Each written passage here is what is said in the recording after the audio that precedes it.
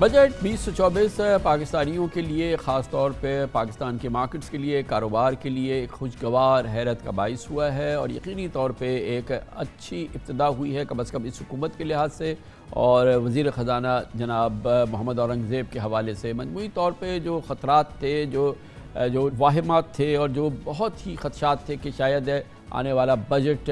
Tax دینے والوں پر مزید بوجھ ڈھائے گا اور بہت یقینی طور پہ ایک تکلیف دہ صورتحال پیدا ہوگی، یہ تمام خدشات بہرحال کسی حد تک زائل ہوئے ہیں۔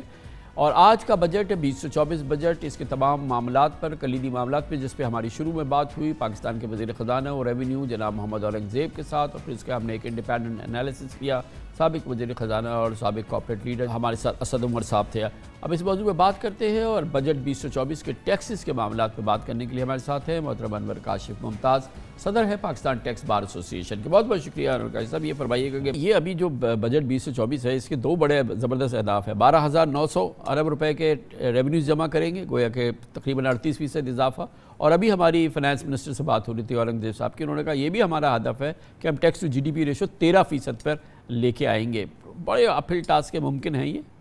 سر بیسکلی اگر آپ بیک گراؤنڈ دیکھیں نا تو یہ اس وقت بجٹ ویسے ہی آیا ہے جیسے آتا ہے پاکستان میں، لیکن جو لانے والے ہیں جو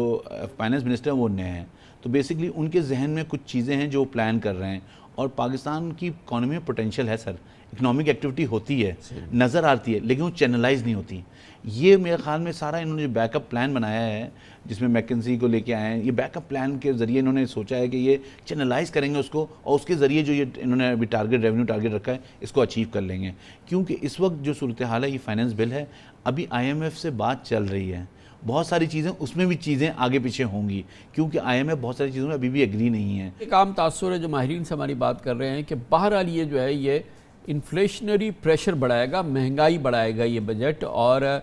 اس حوالے سے آپ کیا ایگری کرتے ہیں کہ جو بجٹ کے مندرجات ہیں وہ دراصل ملک میں مہنگائی میں اضافے کا باعث ہوں گے، اور اگر آپ کہتے ہیں ہاں تو اس کی کیا وجوہات ہیں؟ دیکھیں اس میں کوئی شک نہیں ہے کہ مہنگائی بڑھائے گا۔ جب میں یہ بات کہہ رہا ہوں تو اس لیے کہہ رہا ہوں کہ آپ نے کہا ایگزمپشنز ہٹا رہے ہیں، زیرو ریٹنگز ہم ختم کر رہے ہیں، تو جہاں بھی ٹیکس کا ایلیمنٹ آئے گا، کیونکہ سیل ٹیکس جو ہے نا پاسنگ آن ہے، وہ جاتا ہے اینڈ کنزیومر پہ۔ اینڈ کنزیومر کیا ہے؟ میں اور آپ ہیں۔ ہم کوئی چیز بھی خریدیں گے، اس کا امپیکٹ جہاں پہ کچھ سبسڈی دی ہوئی تھی اس سبسڈی کو پل بیک کریں گے، تو وہ آدمی جو پہلے ہی بوجھ تلے دبا ہوا تھا، جس کی سیلری اور آمدن اتنی کم تھی، اس کو جو ہے سیل ٹیکس میں مد میں 18% کا اضافہ ہو جائے گا، جہاں پہ کہیں کوئی ریلیف تھا، کوئی زیرو ریٹنگ تھی، کوئی سبسڈی تھی، کوئی ایگزمپشن تھا۔ تو اب ایک تو یہ عمل ہو جائے گا۔ دوسری چیز یہ کہ یہ فرمائیے گا کہ اوورآل جو ہمارا جو ٹیکسیشن کا ماحول ہے، خاص طور پہ جو ہمارے تنخواہ پیشہ لوگ ہیں سیلریڈ کلاس کے اندر جو ہے، ان کا ہائیسٹ جو سلیب ہے اور جو لوسٹ ہے وہ تو حکومت نے ٹچ نہیں کیا ہے، ایک لحاظ سے ان کو بہت زیادہ ڈسٹرب نہیں کیا ہے یا کیا ہے؟ سر ان کو ٹچ نہیں کیا بالکل بھی، لیکن ایشو یہ ہے کہ وہ، میں ان کو یہ کہتا ہوں کہ وہ جہاد کر رہے ہیں۔ اگر وہ ویل مینس کے اندر اپنے رہتے ہوئے اور اپنا زندگی گزارا کر رہے ہیں، پاکستان میں جس لیول پہ لوگوں کے مہنگائی بڑھی ہے اس لحاظ سے سیلری نہیں بڑھی۔ اچھا آپ نے سیلری گورنمنٹ لوگوں کی امپلائز بڑھا دی، لیکن کارپوریٹ سیکٹر ہے، پرائیویٹ سیکٹر ہے، وہاں بھی بہت سگنیفیکنٹ لوگ ہیں جن کے بارے میں آپ نے کوئی نہ بات کی ہے نہ کوئی ان کو ریلیف دیا ہے، تو وہ بھی ان کے پاس جو بوجھ ہے ان پہ اور بڑھ جائے گا، اور ان کے لیے جو ہے دسترس سے دور ہو جائے گا چیزیں خریدنا ان کی۔ لیکن یہ کہ بہرحال جو اشیاء تعیش ہیں، گاڑیاں ہیں، اور الیکٹرک وہیکلز ہیں، لگژری وہیکلز ہیں، گورنمنٹ نے ان چیزوں کو تو کنٹرول کرنے کی کوشش کی ہے، خاص طور پہ زیرو ریٹنگ کے حوالے سے، تمام چیزوں کے لحاظ سے۔ بالکل یہ دیکھیں ایک صحیح اقدام ہے، اس لیے کہ دیکھیں اگر میں کوئی چیز خریدتا ہوں مہنگی، تو یہ سیل ٹیکس کا بھی نظام ہے، کنزمپشن بیسڈ ٹیکس ہے، آپ زیادہ مہنگی خریدیں گے you have to pay tax, تو یہ ایک انٹینٹ دکھایا ہے گورنمنٹ نے، اور وہ انٹینٹ کس طرح عمل ہوتا ہے اس میں کہیں بیچ میں کسی سٹیج پہ کوئی ودرول نہ ہو جائے، کوئی پریشر آ جائے۔ سر کاشف بھائی امپورٹنٹ بات یہ سب سے بڑی ہر چیز کی جو پلر ہے وہ ہے ہمارا ایف بی آر کا نظام۔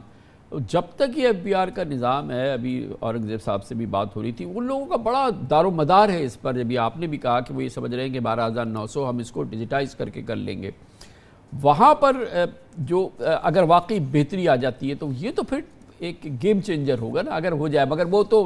منہ کو لگا ہوا ہے، یہ تو روزانہ کا کروڑوں اربوں روپے کا سرمایہ جو ہے، تو یہ اس کو منہ سے چھڑانا اور پھر اس کو ڈیجیٹائز کرنا اور ہیومن انٹریکشن ختم کرنا، تو اب پھر ٹاسک ہوگا، لیکن اگر ہو گیا تو پھر سر دیکھیں اگر یہ چیز کھل گئی اور یہ چیز ہو گئی تو پاکستان کا پھر ٹرننگ بیک نہیں ہے. آپ کی اکانومی میں اتنا پوٹینشیل ہے کہ آپ کو اس کا اندازہ ہی نہیں ہے کہ کتنا پوٹینشیل ہے. بیکاز ہم اگر آپ کو دیکھیں کوئی میپنگ کریں تو اکنامک ایکٹیویٹی کتنی مہنگائی کے باوجود بھی کتنی برے حالات کے باوجود چل رہی تھی. اب جو بات ہے نا FBR ایک ادارہ ہے، بالکل ادارہ ہے گورنمنٹ کا، اس میں خرابیاں ہیں، بہت ساری خرابیاں. ایشو یہ ہے کہ اس کو نہ امپلیمنٹ کرنے کے لیے اور دوسرے لوگوں کے سٹیکس بہت ہیں. وہ جو سٹیکس ہیں نا وہ اگر پل بیک کر لیں گے آپ تو FBR تو دیکھیں اگر تھوڑے دن ریزسٹ کرے گا لیکن اس کے بعد اس کو ماننا پڑے گا. بیکاز وہ تو گورنمنٹ کے امپلائیز ہیں، ان کو تو ماننا پڑے گا. لیکن ایک ایسا سیگمنٹ ہماری سوسائٹی میں، آپ نے کہا کہ خالی FBR کیا ہی انٹرسٹ نہیں ہے، وہ تو ٹیکر ہے مگر گیورز بھی ہے نا. گیو اینڈ ٹیک سے کام چل رہا ہے. اور ہمارے یہاں لوگ اب دیکھیں ہم پہلے ہی ڈیجیٹلائزیشن لیٹ ہیں اور ہمارے یہاں اب ایک نیا ٹینڈنسی آ گئی، ڈیلے کرو. پوائنٹ آف سیل آیا ڈیلے کرو،